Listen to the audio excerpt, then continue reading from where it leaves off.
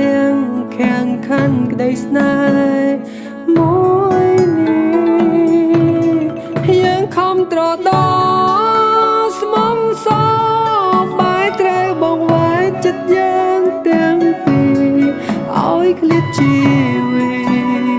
គ្មានទីណាអាចជួបជុំនឹកអូនពេញសំឡឹងមើលមេឃទឹកភ្នែកបង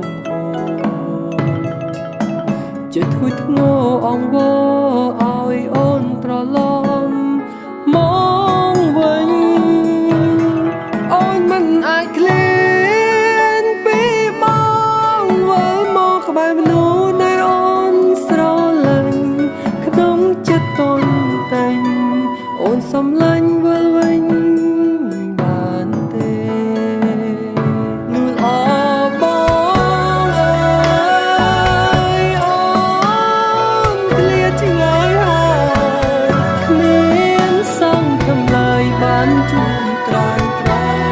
ដងទីបេះដូងមួយនេះដូចបែកជាពីរគ្រប់វិញនាទីនឹងដល់នារីនាងចាប់ពីថ្ងៃនេះទៅបងត្រូវរៀនรู้ម្នាក់ឯងភាពសោកសង្រ